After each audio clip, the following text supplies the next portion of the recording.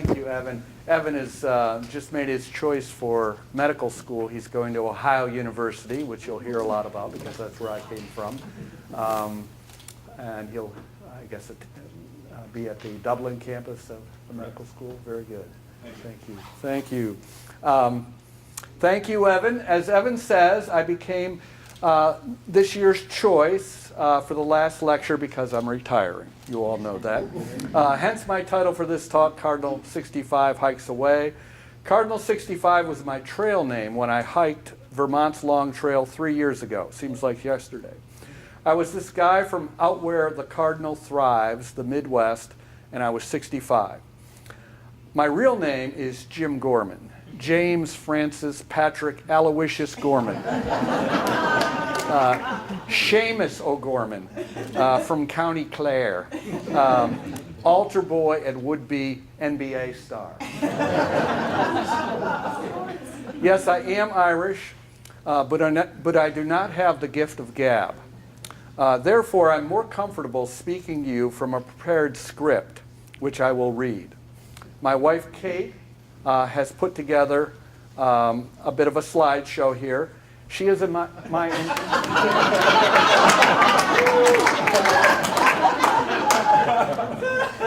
she's my enabler in all things, except when she's not posing for Grant Wood. She will click down through the slides as I read. I am not a confident speaker, but I have lived my life in pursuit of the right word. I care about words. They are the best we have to bring the inside of ourselves, our thoughts and emotions, out to each other. I've lived my life through that process, helping myself, helping my students craft their thoughts and feelings into words. I am not a confident speaker, but I am a storyteller, and my script today is full of those stories. There is a story about how I got here. It's all about mistaken identity. In April 1979, word gets around the English department at Ohio University that Gorman, me, has an interview at Oberlin College. Nobody down in Athens, just 70 miles away from here, had heard of Otterbein, so they thought a college up north beginning with O and Oberlin. This mismatch, Gorman and Oberlin, seemed ironic because I was the graduate student at Ohio U who the faculty knew as hardworking but not brilliant. The guy you called if you needed your house painted. Gorman has an interview at Oberlin. Unbelievable, they said. So up I drove to Otterbein thinking it was Oberlin and also thinking that I had no chance for this job. What I found were welcoming faculty and polite students and a college treasurer who said, "Call me, I have an apartment for you." Days later, I got the official call from Jim Bailey, and I rented that apartment at 64 South Vine Street. That house is pictured here. Kate and I lived in the upstairs apartment. Here is my 28-year-old self looking wistfully at my future. Wow, did I ever feel impressed with myself? Come on in, there's seats up here. Yeah. Yeah, come on. In fact, we've got two, yes. No, come on. There's two more up here, Emma. Yes. Come on, you sit next to your brother, right up here. Yeah. Oh, all right, I get you. Okay. Wow, did I feel impressed with myself. A job at Oberlin, this nationally ranked liberal arts college. I did discover the difference soon. Otterbein was not Oberlin. Thank God for me, right? And thank God for many of us. Often in life, though, one secret hides behind another. This is that second secret. Only years later did I learn that Otterbein had been trying to fill my position for several months, that I was not the first interviewee, but maybe the fourth, fifth, sixth.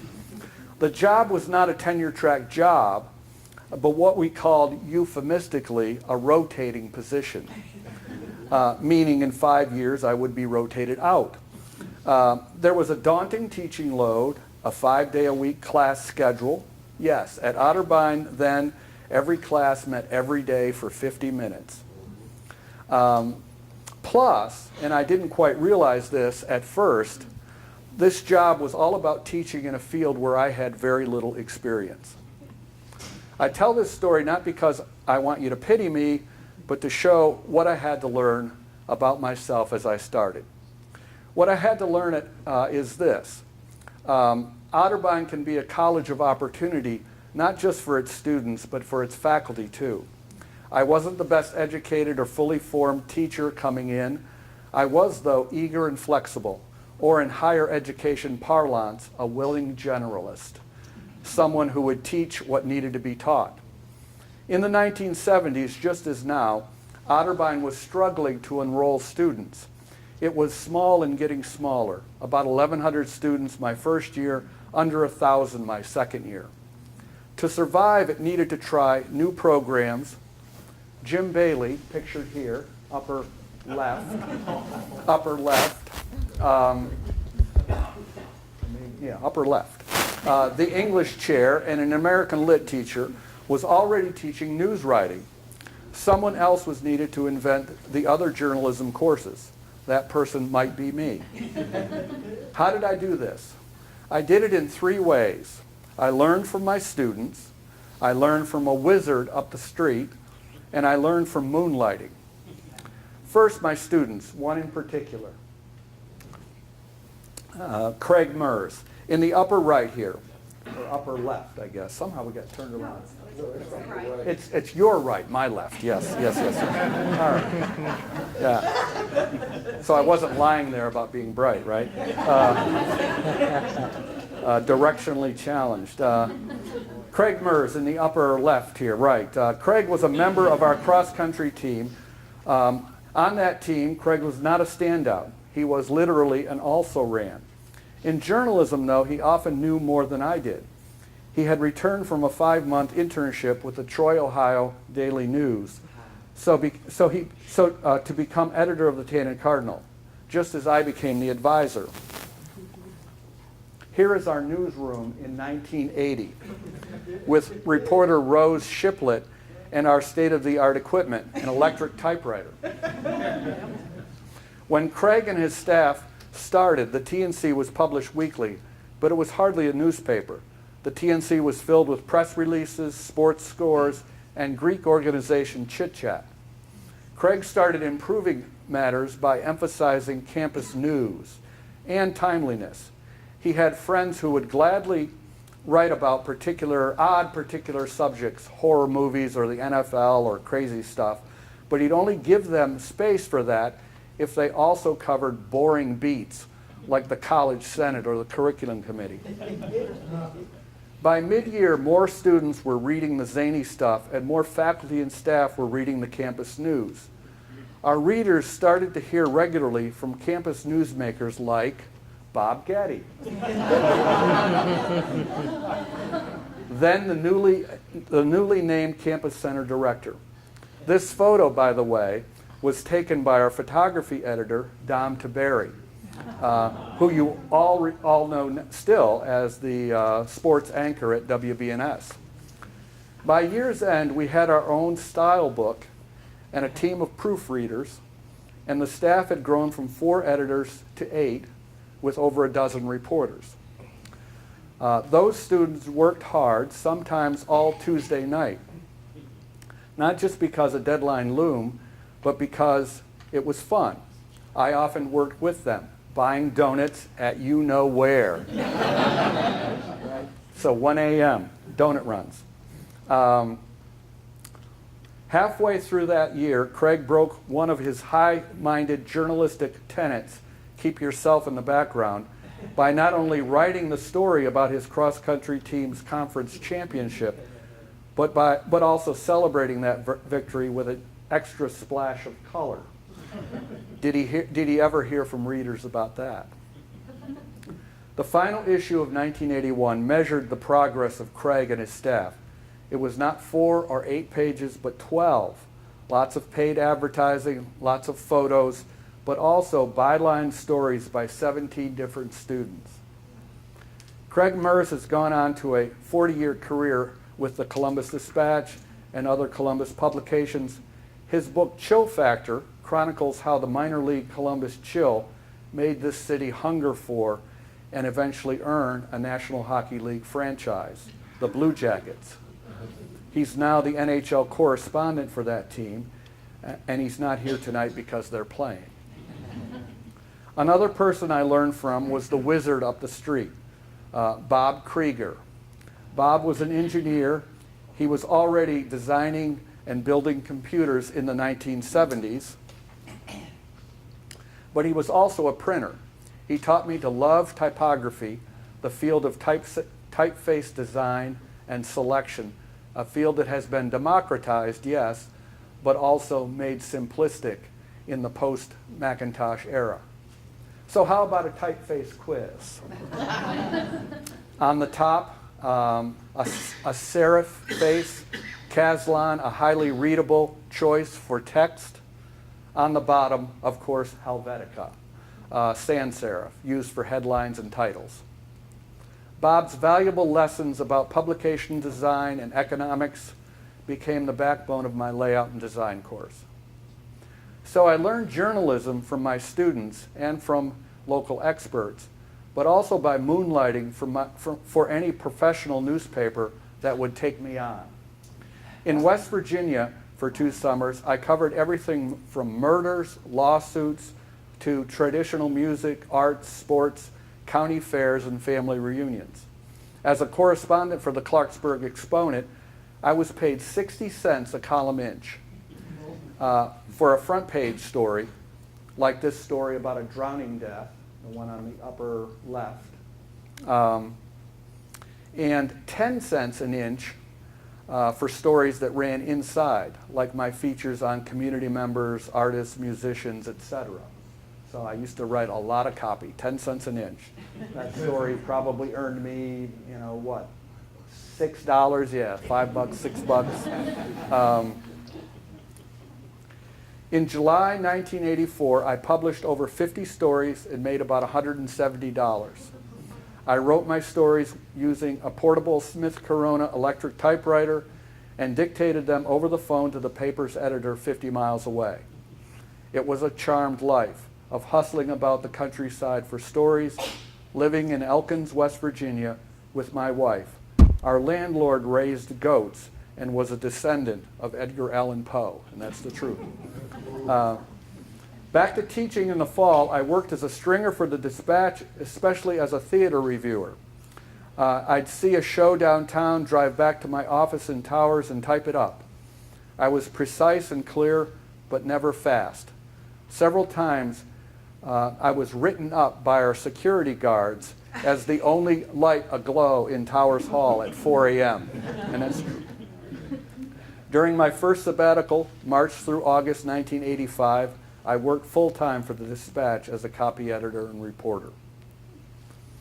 As the 1980s went along, the Macintosh computer, with its type design capabilities, sped up our production schedule, but student journalists had become faster and more capable as well.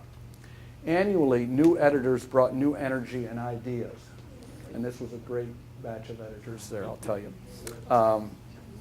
Difficult events tested them, as in September 1988, when an Otterbein student who had hidden her pregnancy throughout the spring and summer gave birth in her apartment on Cleveland Avenue. Tragically, the infant died, as did the 21-year-old former student several months later of suicide. How to put that story into words? Is it a private matter or public? It's public, junior English major Marcella Hockwalt said. Everyone on campus is talking about it. Marcy was also at the center of the story. She was not just the paper's copy editor, but the student's roommate and the one who found the infant, a boy, and took him to St. Anne's Hospital, where he died 2 days later. Editors John Deaver and Debbie Merriman wrote the story, as well as several more articles as that year sadly inched forward. Their stories were as sensitive as any written by the Central Ohio professional media. I taught journalism and advised the TNC up through 1995, so 15 years. As the journalism major became established, it made more sense to house it with Otterbein's other media majors in the communications department, where our videographer is a major these days. But my degrees were in English. Though I loved journalism, I had to give it up. A loss, but also another opportunity. My degrees were in English, and I was not just a storyteller, but a fiction writer. I am sometimes credited with starting the creative writing program, but that is not true. Creative writing has always been here. When I arrived in the late 70s, Norman Chaney, who is still here, the senior faculty member at the university, was teaching our creative writing course. Norman is a poet and a scholar whose book about the American poet Theodore Roethke is still highly regarded. Also older than all of us is Quiz and Quill, the literary society and magazine which celebrated its centennial just a week ago. What a story that is. A group of 11 female students in 1919 who went to their English professors with a radical idea. They wanted to share and discuss their own creative writings, hoping that in the process, both they and the writings would improve. Isn't that the same pedagogical model that was famously pioneered at the Iowa Writers' Workshop following World War II? I think it was. About 80 current and former Quiz and Quill members jammed into the Philomathian room in Towers last Saturday to have a very professional, artistic, emotional, and downright fun celebration. Rock on, Quiz and Quill. In English, when I arrived, the dominant major was literature. We were a department with a proud tradition of graduating would-be lawyers, preachers, and teachers. One of our signature events year after year was the OEF, the Otterbein English Festival, led by Dr. Prindle, a hugely well-organized program that brought 200 plus high school students and their teachers to campus each spring. There was also a second major in English, the writing major, which was largely a professional writing major. Dr. Bailey's news writing course was part of it, plus technical writing, also a composition course, and the creative writing course taught by Dr. Chaney. In the late 1980s, that writing major did take on a more creative bearing. The creative writing course was split into fiction writing and poetry writing. I taught fiction, Wayne Rittenhouse taught poetry. That's when we started hosting visiting writers regularly as well, as in this brochure from the first year of the Otterbein Writers Series, 1980-81. Also, Jim Bailey revived a course that the theater department had let drop, playwriting. And we re-envisioned our composition course as essay writing and then later nonfiction writing, taught by Marty Savison and later Nancy Woodson. What we added in the 1990s as well was verticality. We added advanced writing courses in each of the 4 genres. We did this using the old language department or one-room schoolhouse model. Students at the beginning and advanced levels took the course in the same quarter from the same teacher, who was only paid for teaching one course. This was practical, flexible, and economic, a compromise system that was very good for students. Here is one such combined class having its combined party at Denny's. To these courses and the senior project, to these courses add the senior project, a year-long opportunity to work on a book-length manuscript of your choice, and you have pretty much the same curriculum as our current creative writing program. The senior project was there all along too, dating back to the 1960s, a tutorial involving a faculty director and 2 faculty readers who were not paid anything extra, and the process was only a chore if the student made it so. It was usually a delight. I've helped students through 250-page novels as well as their own self-drawn graphic novel.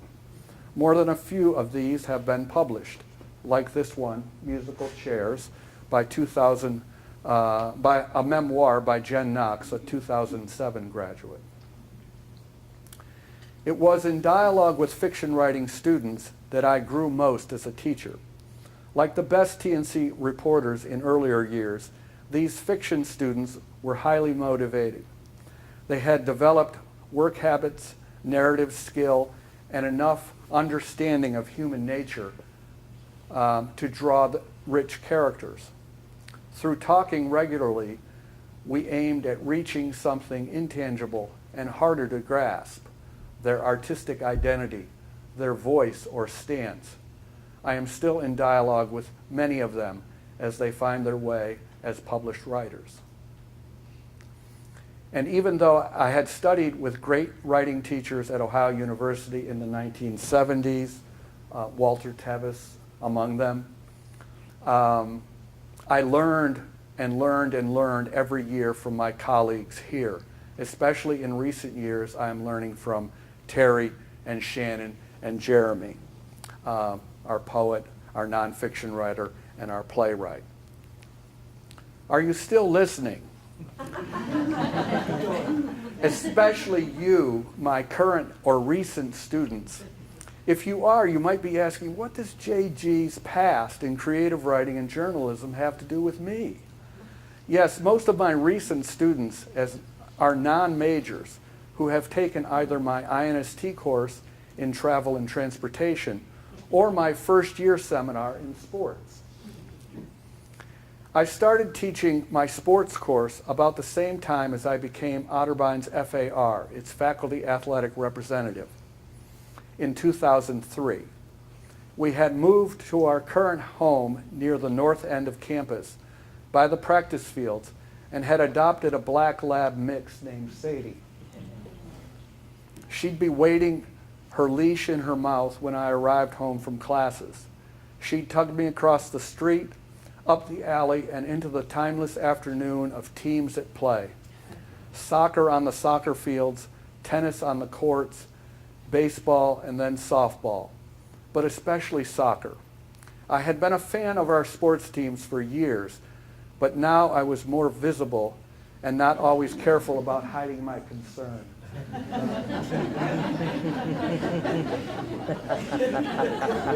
Capital must just have scored, right? When the FAR position opened, I was called into another lucky opportunity. As FAR, I started to understand sports on campus more holistically, how athletics influenced enrollment and drove the development of certain academic programs, like health and sports sciences, and vice versa. I also learned the subtleties of financial aid. Division III schools do not award financial aid for athletics. Even the casual fan knows that. And yet financial aid is very important in recruiting athletes. I spent a sabbatical in 2011 studying athletics and getting to know our coaches, growing in respect for them as I learned the pressures they faced. Otterbein has a great tradition of winning athletics, but in recent years I see improvement in how we win. Under the leadership of our current athletic director, Dawn Stewart, we are winning in more sports with more student participants. More of these participants remain as team members until graduation, and they graduate with a GPA that is roughly equivalent to all students. In athletics, I see a genuine concern for the well-being of students beyond sports. One of the best developments in recent years is a mentorship program that matches alums with current students. Otterbein graduates many, many excellent student athletes. Here are 4 of the very best.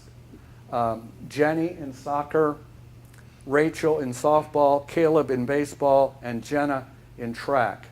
Each was a winner of the NCAA postgraduate scholarship of $7,500. Each year, there's only 84 winners of this award across all NCAA divisions and schools.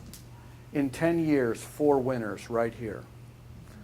The FAR serves as an advisor to faculty, coaches, and students in maintaining a balance between academics and athletics. My sports course, a first-year seminar, does the same.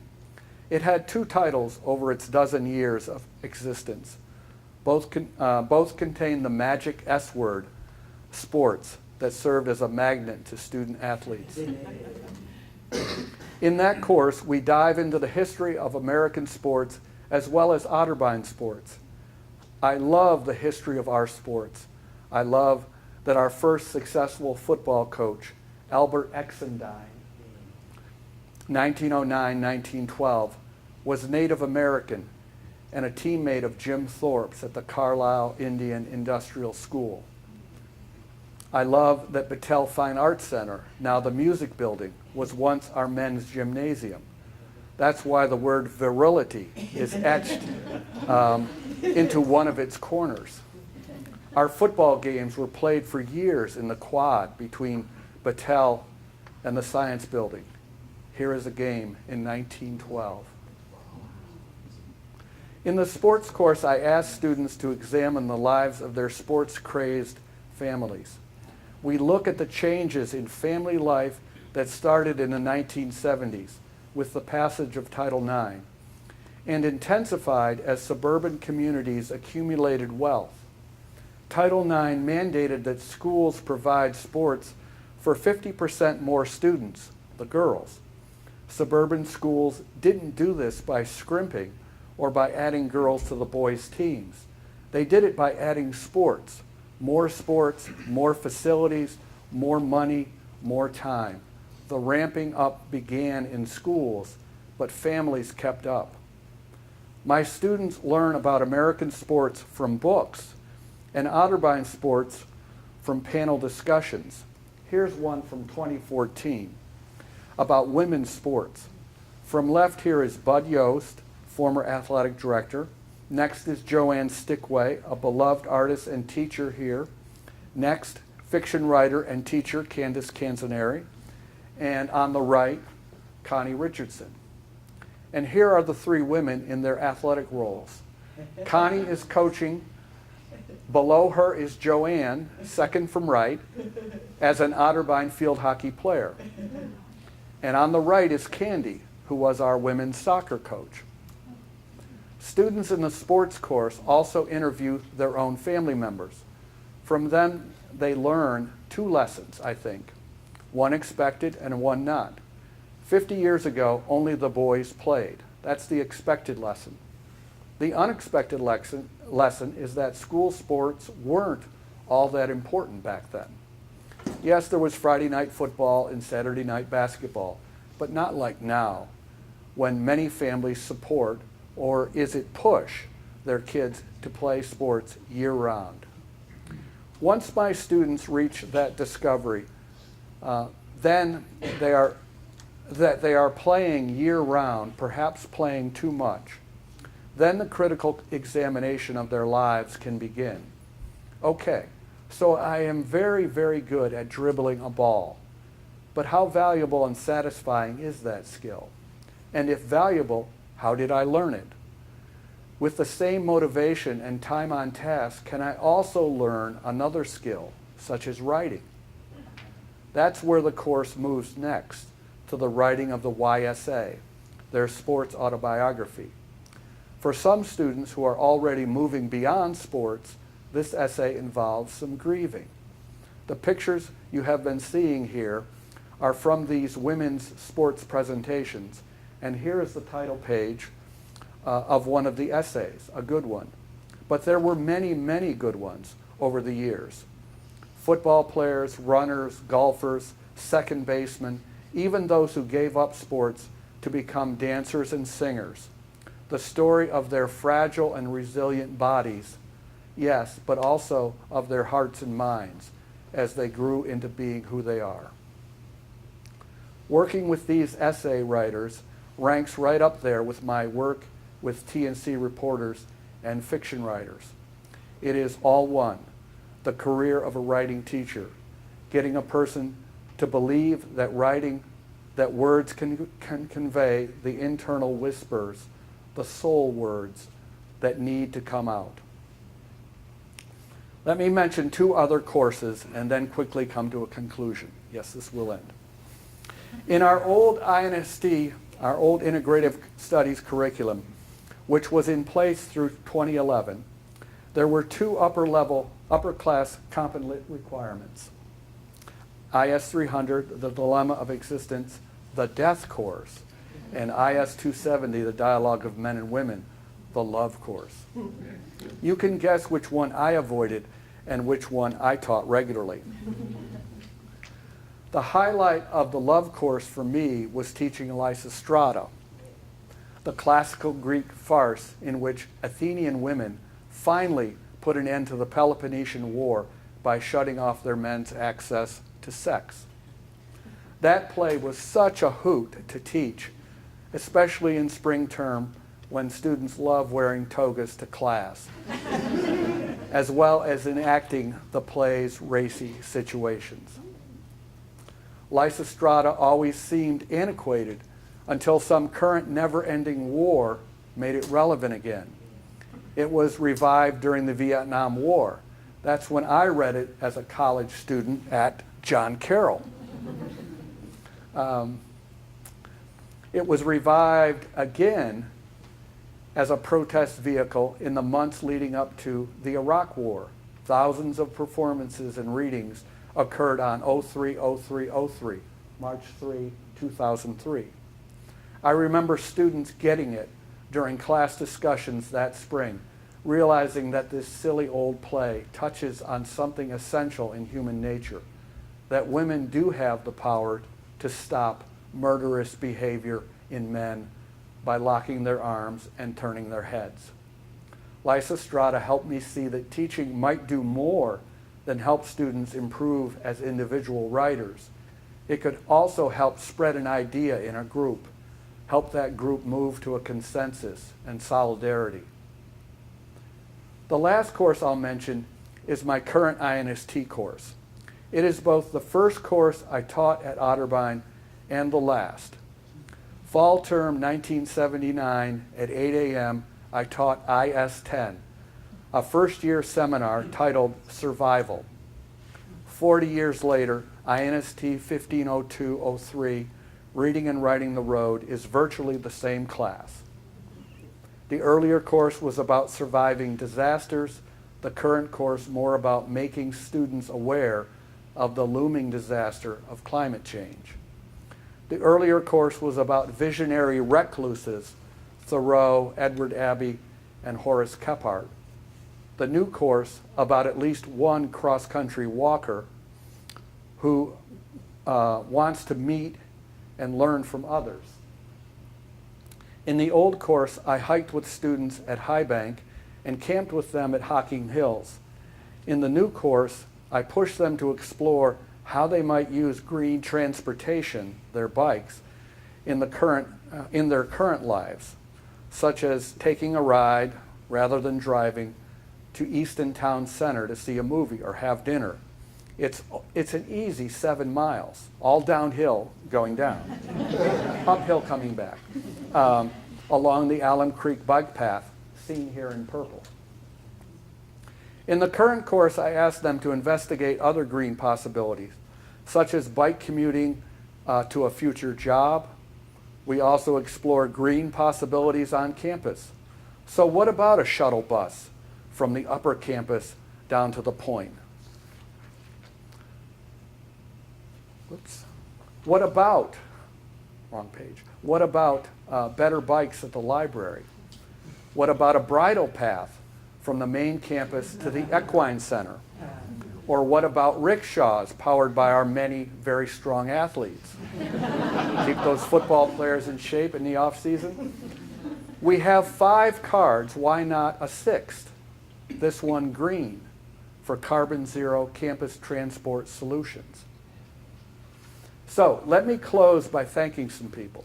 First, our librarians. We have such smart and helpful librarians. Thank you, Rarish, and thank you, Stephen, and all of the others.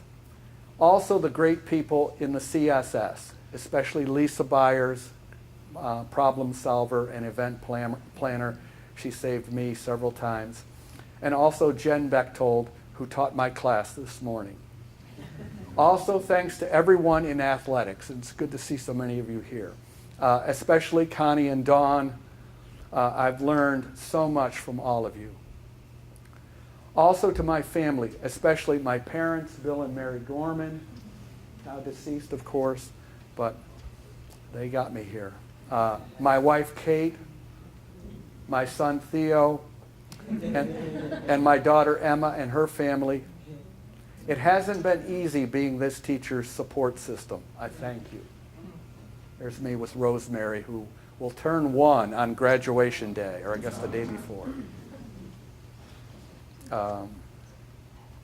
But also, and last, let me thank all of my students, current and former, as well as, and most importantly, because this talk and this career has been about teaching, let me thank my colleagues in integrative studies, but especially in English, former as well as current.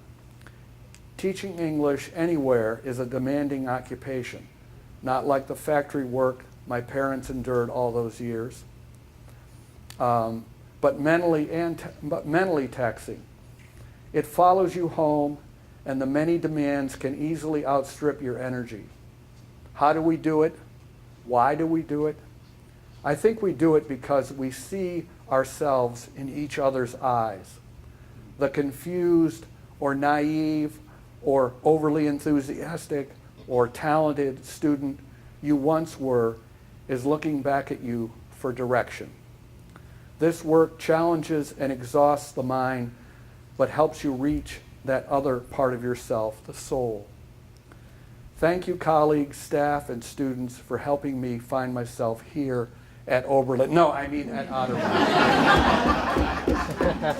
I wish you the best as I hike away. Thank you so much for coming.